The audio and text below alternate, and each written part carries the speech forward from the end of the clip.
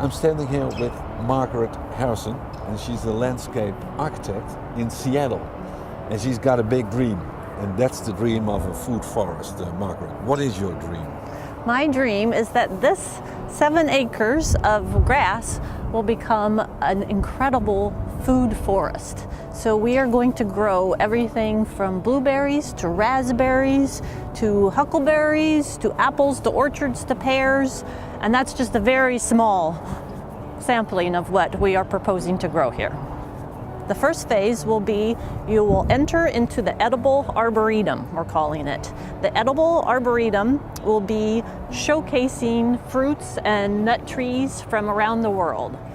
So you'll get out of your car, you'll come through this wonderful trellis that will have kiwi and grapes and many wonderful berries growing all over it. You'll pass through the trellis into the edible arboretum.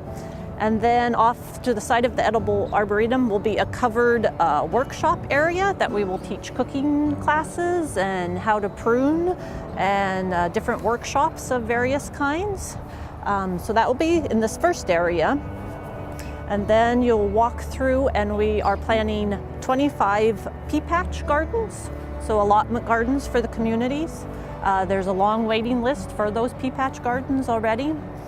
So that will occur in this area, and then the remaining of the 2 acres proposed in the first phase will be the nut guilds, the orchards, the berry patches, the herbs, the perennials.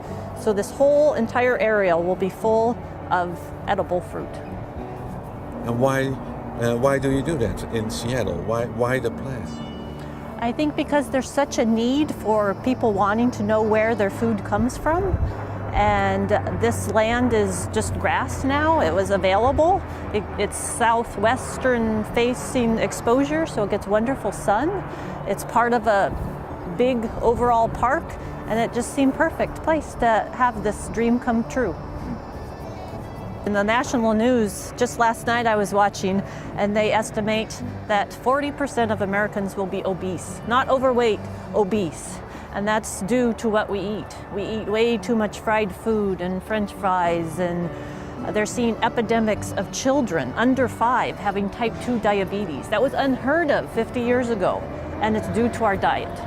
That's got to change. That's got to change. And I firmly believe that the food forest will introduce and get people to eat healthier.